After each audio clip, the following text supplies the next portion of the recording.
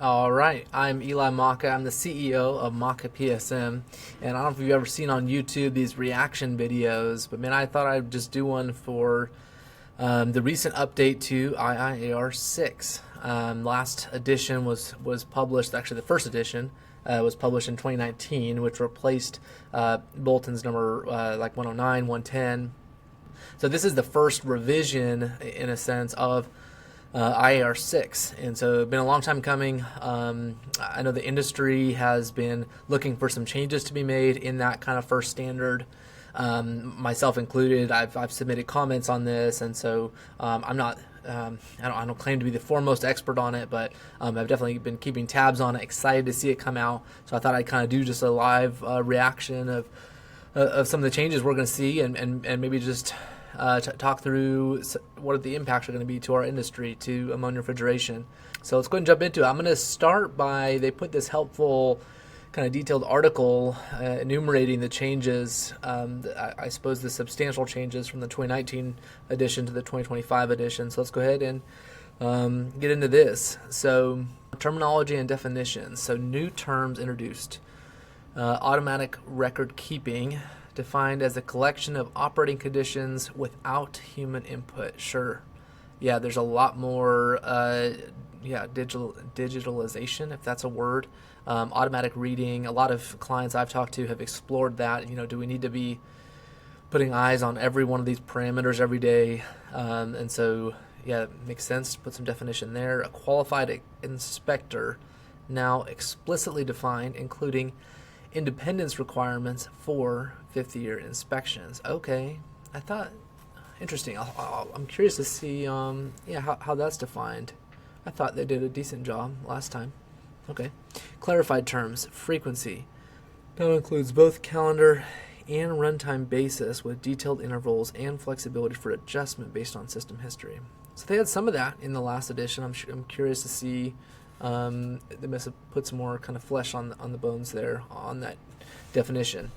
Fifth year independent inspection requirement. Section 542 requires that every fifth year inspection be conducted by a qualified inspector who is independent of the facility's operations and record keeping. This inspector must not have a conflict of interest and must report deficiencies directly. Implication: facilities must plan for third-party involvement at least once every 5 years, adding a layer of objectivity and compliance assurance. So going back, the first draft of IIAR6 included a real strong definition of an independent party or something. And then they kind of got a bunch of feedback from the industry, as I understand it, kind of reiterated saying that, if there's a big facility, and let's say, you have experts on all these facilities, every fifth year you'd want to grab someone at a different facility and bring them in for the fifth year, and that would be allowable. So I'm curious to know if they're trying to prohibit that type of involvement. I would think they wouldn't want to do that. Anyway, we'll dig into that a little bit. But risk-based ITM strategy. Oh, cool. Okay. In 2025, Section 5.1.5 introduces the option to use risk-based ITM strategies, allowing facilities to tailor inspection and maintenance frequencies based on operational history and risk assessment. Aligns with IIAR6 modern reliability-centered maintenance practices, offers flexibility for well-managed systems. Cool. Dr. Doug Reindl, University of Wisconsin-Madison, in his book, has some really neat tables, if it's liquid versus vapor, high pressure, low pressure. If there's a lot of temperature swings, it's going to be higher risk. So a risk-based ITM strategy makes a lot of sense in our industry. So generally, I think probably bigger facilities and more corporate facilities are going to benefit from this. I don't know if small facilities are going to benefit that much from that type of strategy. Expanded record-keeping requirements enhancement. Section 5.3 now includes detailed expectations for monitoring systems. Okay, good. Yeah. Alarm response documentation, retention tape or periods, specific data for ammonia and secondary coolant. Yeah, there's a lot of missing info, so that's good. So it seems like I'm sure the committee did a great job here. Example, ammonia refrigerant contamination records must now include sample size, impurity color, and contamination percentage.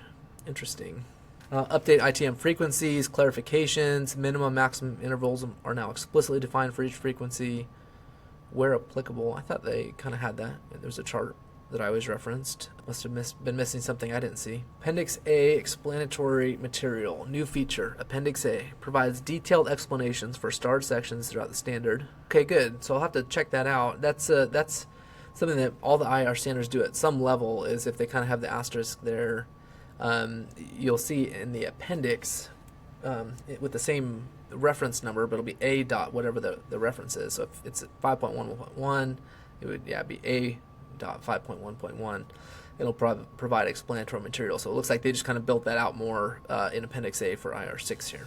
Component-specific updates, compressors, let's see, Chapter 6, more detailed ITM task tables, including shaft seal leak rate monitoring and alignment verification. That was one where I had submitted some questions and comments where, for the shaft seal, they listed to do the alignment as like an inspection, and like the naked eye can't really do that. And so I was kind of saying, hey, probably need to put this in like the test category or something. Okay, piping and pressure vessels, Chapters 10 and 11. Enhanced guidance on corrosion evaluation, wall thickness measurement, and criteria for continued operation. Okay, we'll have to dig into that. Safety systems, Chapter 12. Expanded testing protocols for ammonia detection, ventilation, and emergency systems. Good. One thing I'm curious if they touched on it here was like emergency pressure control systems. There was no real explicit requirement for those, at least by name. You could kind of look at some control valves and some other things, but it was kind of all auxiliary to the EPCS. So I'm curious if they had specifically addressed that. Okay, so this is super interesting. I've been hearing rumors from reputable parties that they got rid of the checklist, but they didn't even mention it in this kind of summary document here. So now I'm champing at the bit. We got to find out. So okay, here I am in my kind of digital copy. First thing, again, like I said, I'm going to see if in Appendix B they got rid of those checklists. They did. It's gone without a trace. Appendix B is no longer what used to be the B109 checklist, the Bolton number 109 checklist. That's a kind of the golden calf of our industry. Certainly at Maka PSM, we use those in our checklists.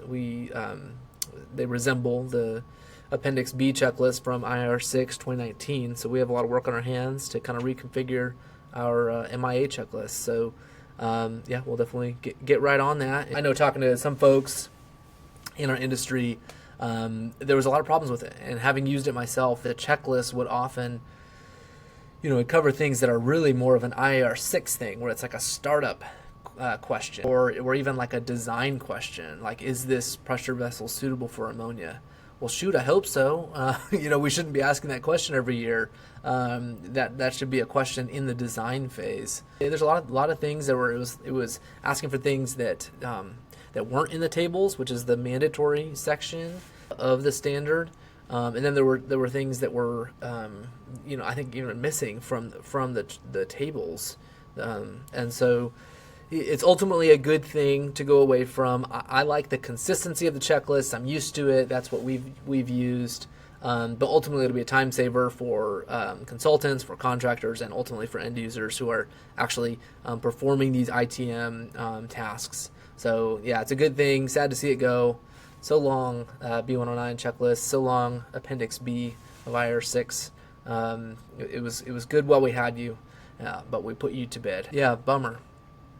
But yeah, ultimately a good thing. No, that's the right decision. Okay, I'm gonna just do a quick pass through. I'll kind of just, again, I don't know how easily I'll be able to point out things that I see as being different. In the part 1 is a general section. Part 2 is requirements. And part 3 is the appendices. Okay, automatic record keeping, they added this. Yeah, the collection of operating conditions without the use of a person. So a person who's experienced with a specific refrigerant in a closed circuit refrigeration system, has knowledge of the process, and or has demonstrated proficiency and understanding of the portions of the system the inspections are performed on to the satisfaction of the owner and or owner's designated representative. Yeah, interesting. So yeah, obviously it doesn't go specifically like you need some kind of Rita Caro certification.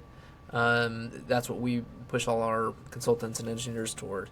But yeah, that's good. Pushing them. Well, and I like kind of the detail here of even understand the portions of the system of the inspections are performed. Like, do you understand how a shell and tube chiller is supposed to function and work and look like? compared to an air cooling evaporator, an air handling unit. So now it's going to reference, some of the new, so this one just got updated. Haven't done my reaction for 5 yet. That's referenced there. ITM, let's see. I believe this is actually less stringent now. And I think it more so aligns, if I remember from the drafts, I think it more so aligns with what the PSM regulation requires. Risk-based ITM. So it just kind of says it's allowed, it's permitted. Doesn't necessarily say like enumerate the types that are allowed or to what extent, but just says, if you have some way to justify it, then great. So kind of like the flexibility there. I'd be curious if this changed a whole lot, or if they just, I think they just, gave kind of some more clarity, kind of filled in some words here to, so it's a little more accurate here to what they're trying to do, I believe. I think most people understood the intent of what was meant by the last one, but I always say, don't communicate to be understood, but communicate so you can't be misunderstood. So that's probably what they're after there. Yeah, this is super. I don't think that changed. I think maybe they were thinking of changing it, and I put a comment in like, please don't. That's like super important that we have that exception there. When coverage by refrigeration personnel is not scheduled during weekends, holidays, and or during off seasons, daily inspections are not required. Daily inspections shall resume during the next shift when a trained operator or technician is back on duty. Obviously, there's huge industrial ammonia refrigeration systems where you want eyes on it. I mean, maybe even 24/7. I don't know. But, some of these smaller plants where it's just a handful of people running the plant, I mean, this would have been really burdensome if we got rid of this exception. So, and obviously we know OSHA and EPA rely heavily on the IIAR's guidance. So, that's very appreciated. Record keeping requirements. What's noticeably missing here is like piping and instrumentation diagrams proper, right? It's refrigeration flow drawings. So like in California with their CalARP regulation, if you're under 10,000 pounds, generally you're going to be CalARP program level 2. And so you don't necessarily need to have piping and instrumentation diagrams.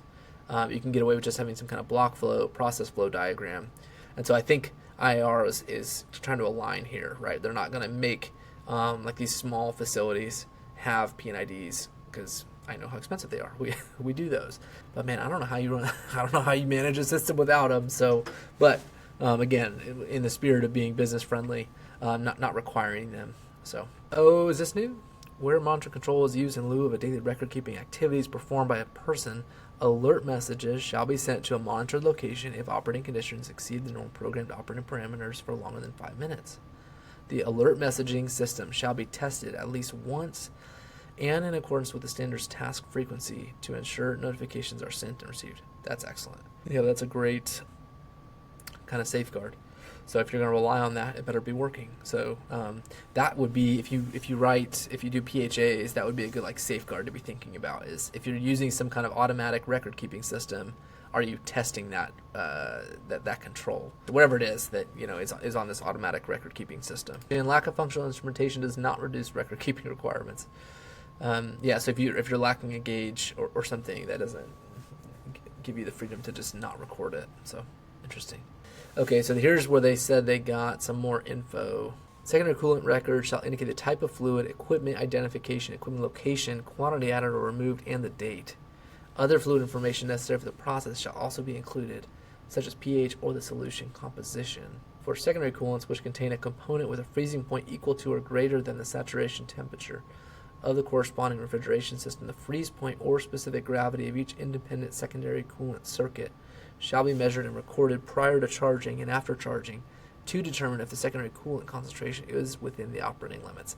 I'm torn here. So I'm a PSM guy, and so I've always enjoyed the fact that I didn't care about glycol or brine or whatever the other thing is, because that's where the process stops, right? So if you have some kind of heat exchanger, let's say it's a plate and frame heat exchanger, the ammonia refrigeration covered process as the EPA and OSHA care stops at that heat exchanger. Obviously, there's some interaction, like you want to make sure it doesn't overheat or something and cause some kind of damage, but generally, if you have like glycol evaporator or something like that, like I don't care. Now, the facility does on an operational standpoint, but part of me doesn't like that the IIR standards are getting into these strict requirements for secondary coolant information, because now the EPA and OSHA are going to require that as though it's required under OSHA or PSM and RMP. And I don't know that that's particularly relevant to the safety of the system, right? Certainly the operational side of the system, but now there's some, and I got to be careful what I say, because obviously there's the Fernie ice rink incident, and where they weren't checking the ammonia contamination of the brine. And so, yeah, I guess there's an argument to be made there. That's probably the biggest influence, right? Is that really well-known incident with the brine chiller that came back, and I think it was a shell and tube chiller. So I'm kind of talking myself out of my position, I guess, but maybe that's why they did it. So I wasn't on the committee. But yeah, so this is, okay, talking about that, right? Ammonia refrigerant records for contamination shall include the location where the sample was taken, sample size. So that all makes sense to me. Total estimated oil in system, quantity removed. I don't know if this was required so much as like an oil log was necessary before, but as like a task to kind of do the calculation, that is now an annual requirement. And this is kind of buried in the text here. I wonder if that's going to be missed by some, since it's not in a table, like when you're building your ITM tables. So careful. Yeah, so heads up here. I'm going to highlight this one. Boom. So yeah, that's interesting. If you don't have an oil log, hit me up. So Eli at makapsm.com. We have a spreadsheet. You can kind of plug in, oil out, and it'll calculate it for you. So yeah, let us know. But yeah, that's an annual task now. So good to know. Okay, let's keep going. Keep trucking. They had this before. Looks like they definitely expanded this. I'm not 100% certain, but my sense is maybe they broke these out into ITM. It used to all just be 5-year ITM. When a deficiency is identified, the owner or owner's designated representative shall ensure a timely evaluation is arranged to determine the appropriate corrective actions and the time frame to execute each task. Good. One thing I often see that's messed up from, that's like really missed from regulators, EPA and OSHA, is if you read the PSM reg itself, it almost makes it seem like the second an issue is identified in your mechanical integrity program, you need to like turn off the system and fix it, or else you're running in a state of danger or not being safe. And we know that's not true, right? If you start to see some corrosion on a pipe that needs to be cleaned and painted, you know, if you need to do that in 6 months or a year or whatever, like, it's not the end of the world. There's levels to this, and so that gives some more teeth to those who are arguing with obstinate regulators. So yeah, good. We need to have some freedom here, because otherwise what happens if you get so strict on you have to immediately resolve things is what happens as a consultant, as a contractor, as an in-house person writing inspection reports, is you're not going to write anything down because you don't want to get them in trouble. And so you want to have the freedom to identify everything, but just have a range of when things are to be inspected or resolved, rather. So annual equipment inspection shall be performed by a qualified inspector. Every 5th year, at a minimum, the annual inspections in the normative chapters of IIAR6, not including testing and maintenance tasks, shall be conducted by the 5th year qualified inspector, who shall not be influenced by the facility's record keeping, operations, maintenance, or management. Hallelujah, hallelujah. Okay, this is super important. So Maka PSM, we do a ton of mechanical integrity audits, the 5-year kind. We don't have to do your testing and maintenance. And so sometimes, they want us to watch. That's fine. Sometimes they, require us to do it because they don't trust the people doing their own calibrations or tests or something. And that is not the intent of this whole 5th year requirement. If you can't trust the person calibrating your system or testing it, you have bigger problems. You have bigger fish to fry. That was never the intent. So yeah, this specifically applies to those not performing ITM, but just the inspections. The 5th year qualified inspector shall not present a conflict of interest and shall report instances of deficiencies. During the 5th year inspection, if operational or scheduling constraints prevent any annual inspection tasks from being performed by the 5th year qualified inspector, these inspections shall be conducted within the inspection frequency range in Title 5.2 by a qualified inspector of the facility's choosing, who shall not be influenced by the facility's record-keeping, operations, maintenance, or management. That's interesting. Okay, so I'll give you a for instance. We recently did a mechanical integrity audit in the Pacific Northwest, and they have controlled atmosphere rooms, some CA rooms. And when we went, they, some of them are closed, and they can't just pop those open so you can go do your inspection. So we have to go back. Now, this is not this facility's first rodeo. They knew this was happening, so we priced our mechanical integrity audit to account for 2 separate trips, knowing that we wouldn't be able to hit all the rooms at the same time. So yeah, you need to be aware of that. That's a very common thing, is that you're not able to capture everything. And so they're kind of, if you haven't really been too worried about that in the past, at least every 5th year now, you really need to pay attention to that and bring that up with whoever you're having quote the work for the 5th year, if they're not going to be able to access all the equipment in one go through, because no one's going to be happy if you have to submit an additional request for money because they flew 5 states away or whatever and weren't able to get everything, and then you're trying to argue about who's going to pay for it. So just think of those things ahead of time. We're happy to do it. I'm sure most people are happy to do it, but you obviously want to know that ahead of time. Requirements. Let's see. Shall be implemented to verify the safety equipment? Yeah, I'm going to kind of skim through here. So testing in accordance with testing and calibration of protection devices that are integral to the function of shutting down equipment or systems to reduce the probability of an ammonia release. I'm thinking emergency pressure control system, EPCS. That's what I'm thinking. I know there's other examples, but where the devices are designed and installed for such and within design limits shall be calibrated and tested in accordance with the manufacturer's instructions annually to verify the intended equipment or system shuts down. Perfect. So that's a much clearer application for something like an EPCS to function. Very good. Portions of the system open to the atmosphere for inspection, testing, and maintenance shall be checked for leaks after applicable ITM tasks are complete and prior to resuming normal operations. Makes sense?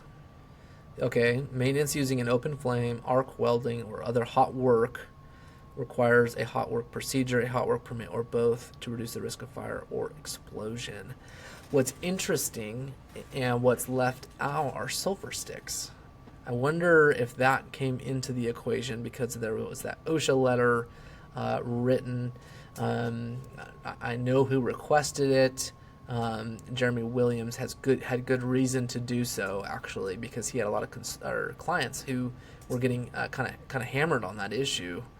So I wonder if this is IIR and kind of eisegeting into the text here a little bit, like putting my own meaning in here. But I wonder if they intentionally left that out. I mean, they do say other hot work, but man, yeah, OSHA requiring hot work permits for sulfur sticks. I don't understand that. I don't buy that. I don't believe that's right.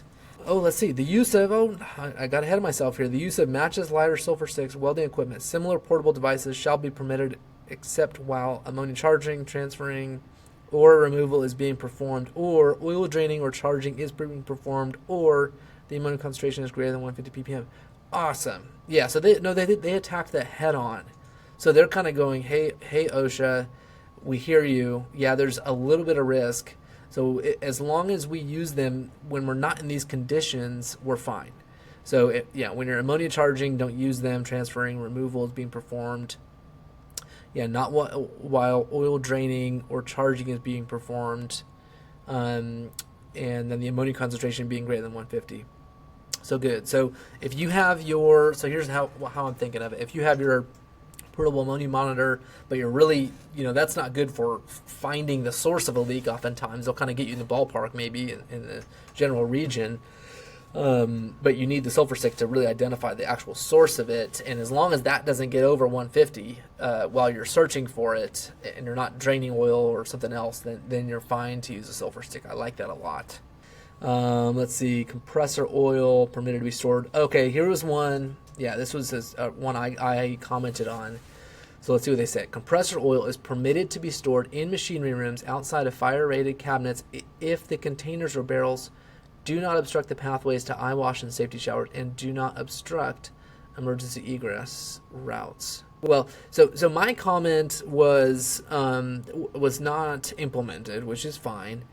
I was simply stating that over the years as consultants, because IIAR came out and said you can't have them in the machinery room, we've told a bunch of facilities they can't, and they have listened to us at great expense to themselves.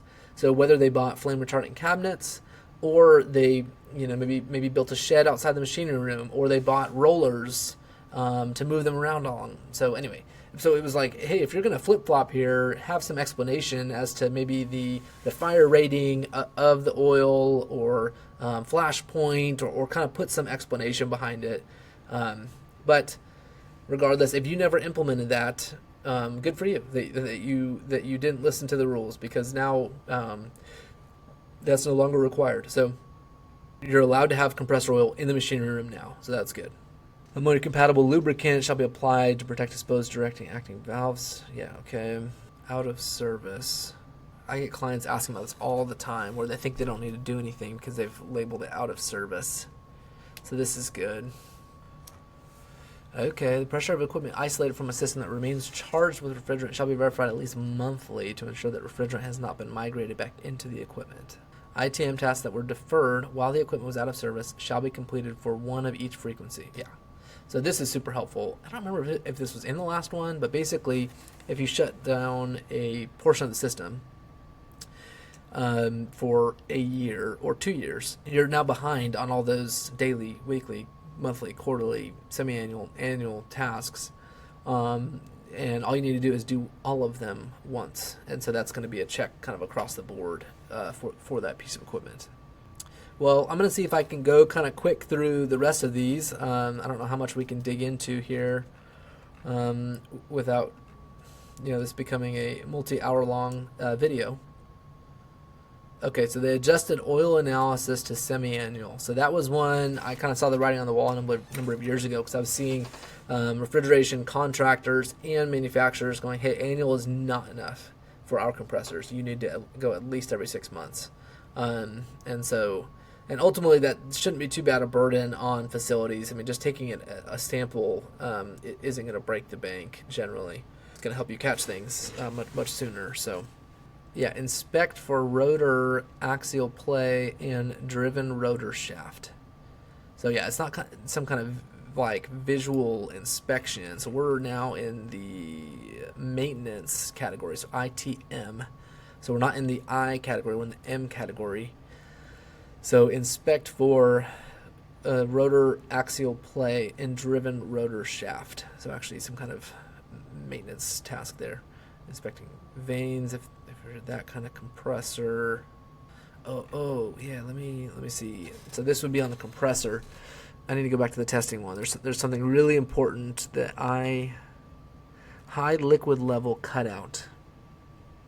So this would be like if you have like a recirculator or something that's, the compressors are pulling from.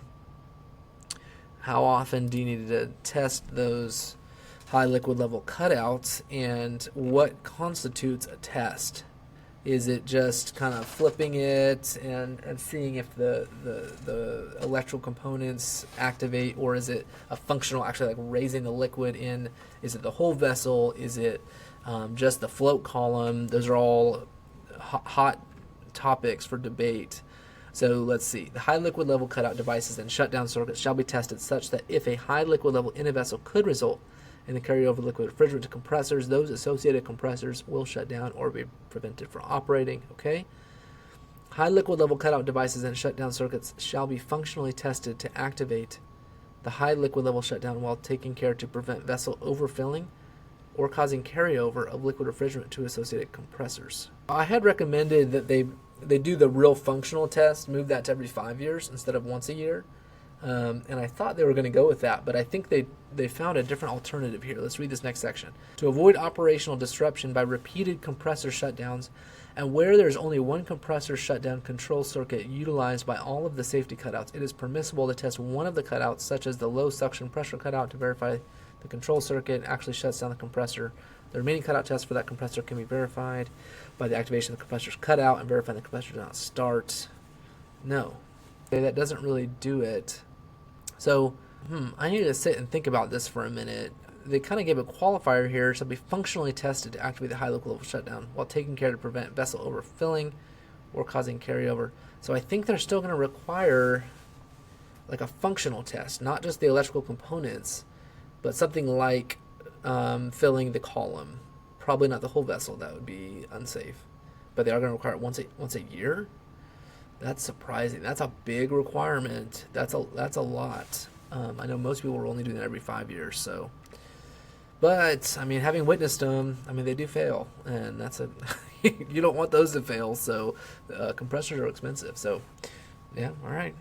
Keep going through here. Pumps. Condensers. What's new? Condensers are weird because most people I know they go and look at them every day, but technically per IIAR6. Like, see, these are all W's, so you only need to go look at them once a week. You can more listen to the belts, fans, and kind of catch this stuff early on, but I guess this is the minimum standard, so that fits. Pressure vessels, I think they added something here, so let's see. Yeah, what's always struck me as odd is, like, technically per IIAR6, you could just look at these, like, twice a year, semi-annual, and be fine. Though most people I know are looking at least like their high pressure receiver every day, right? Checking liquid levels and things. Yeah, so NDT, where pitting and surface damage was visually observed. Again, with IIR, I get this question all the time. How often is NDT required? It depends. It depends on your visual inspection, right? There's no, unlike other industries, set like you need to start doing NDT after 5 years or 10 years. It's just based on visual inspection. Ammonia does not. You're not going to see the corrosion on the inside of the pipe. It's all going to be external, and so yeah. For those reasons, it's inspection dependent. Obviously, if it's under insulation, it's trickier, but there's visual cues as well. Oh, interesting. I'll have to dig into this. This has some clarity here on some NDT and pitting and.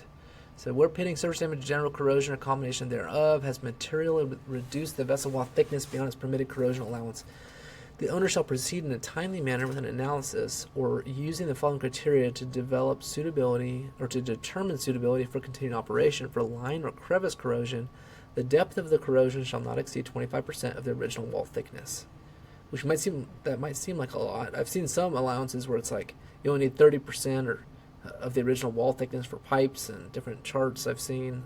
So 25%, okay. Not more than 50% in pits, provided it doesn't exceed 7 square inches. That'd be a big pit within any 8-inch diameter circle. Yeah, we'll have to dig into this. That's very interesting. Okay. During the inspection, where an ASME nameplate cannot be identified on a pressure vessel, the owner shall proceed to meet the design requirements of IIAR2. During the inspection, where the original nameplate may be obscured by insulation, the owner shall proceed with insulation removal. That's expensive. The original nameplate, or the owner may install a replacement or duplicate nameplate that meets the requirement. If you can get one, that's much cheaper than digging into insulation, probably. Where a replacement or duplicate nameplate can be developed and installed, the installer shall hold an R stamp. Yep. Where the original pressure vessel nameplate or design information is illegible or no longer available, preventing the development and installation of a replacement or duplicate nameplate. The owner shall provide historical ITM data, maintenance reports, or a combination thereof to verify the pressure vessel has been maintained and has continuously operated safely, or the owner shall proceed with the replacement of the subject pressure vessel in a safe and timely manner. The owner shall replace the nameplate in accordance with Section 10.1.4.2 and proceed with the pressure vessel recertification process in accordance with these people, or replace the pressure vessel. Okay, so they're trying to help people who I've had numerous clients who have numerous pressure vessels and the nameplates have fallen off. What do? Do they have to replace these super expensive pressure vessels that have been working for decades and are showing no signs of substantial degradation? Yeah, what do you do? So they're giving us some way to get out of that sticky situation. Very good. This is a little foggy, and this is a step in the right direction, right? But it's a little foggy. The owner shall provide historical ITM data, maintenance reports, or a combination thereof. So what does that mean for a pressure vessel? Is it, do you have to have like a B109 checklist for every year since its inception? Probably not. That's too big a requirement, or you know, you're not even required to keep them that long. But maybe you say, hey, for the last 5 years, here's our inspection data on this pressure vessel, and it's sufficient. So it's accepted for further use. Yeah, so I'd be curious to see how that pans out. I'm glad they're helping us get to a solution here. I think that may have been in the appendix in previous versions. One of you who will have to help me on that one. Yeah, hoses. I don't see a lot of those, but so I wouldn't be able to really suss out the difference in any of those. Okay, they said there was a bunch more on the safety system, so let's see. Ventilation systems. Okay, so a monthly check on it. Interesting. Expected results. Yeah, I think that's new. Like that kind of feature where we're getting the expected result. Yeah, so we did these tests, but yeah, annual, that's not bad. Versus shutdown switches. Yeah, so again, we're kind of getting expected results here, which is helpful. Noise detection, bump tests, functional tests, power failure, trouble signal, measuring alarm output. Initially, and whenever modifications to the area affect the sound level. Got it. It's also in your IIAR6 MSSE. Which, was that one updated? I'll have to check. Computer control safety systems. Emergency wash and shower stations. I doubt that changed a whole lot since IIAC Z358.1 didn't change since 2014. Yeah, pressure relief valves. These every year. Okay, here we go. So hydrostatic and internal. This is new. This is new, I think. Could be wrong. Atmosphere diffuser would not discharge within 20 feet of a building opening. Interesting. That to me would seem like something more that would be part of your IIAR9 MSSE. That's like a design thing. I mean, you're not just gonna, you know, a pipe isn't gonna shrink or move accidentally. I don't know why you need to check that over a year. It seems more like a 5-year cycle to me. Interesting. Verify inlet outlet size, set pressure. Oh, I think that was there before. Drain water every year. I don't know why they would say that. That ought to be where applicable. That change. I know some people, it's like every month they had to do it, depending on how much rain you get and your configuration. I think that was a mistake. Yeah, I mean, if it's designed really well, annual, but they're not all designed super well. Auto purgers. Yeah, refrigerant and secondary coolants. Yeah, so testing the pH. Okay, and that gets us into the appendices. I'm going to go ahead and cut it about here, other than to note that, man, we're done with Appendix B. Again, that's interesting. Out of and no more B109 checklists. So, all right, we'll go ahead and close it here. Looking forward to, you know, if you want to follow along, I'll do other reaction videos for the other standards that have been updated. I believe it's standards 5 and 7, but I was excited to just start here with standard 6. This has been one that's been on my radar for a long time. Had a lot of implications for our industry. I would say after maybe standard 2 is probably the most important to our industry. So anyway, yeah, thanks for hanging in there if you watched the whole time. And here at Maka PSM, we are going to be updating everything to align with this. So all of our inspection checklists, even, you know, PHA kind of templates, all of our mechanical integrity, various templates that are out there for work orders and checklists and so on. So our oil log, all those kind of things. So anyway, if you have any questions, reach out. Happy to help. Thanks for watching. Piping.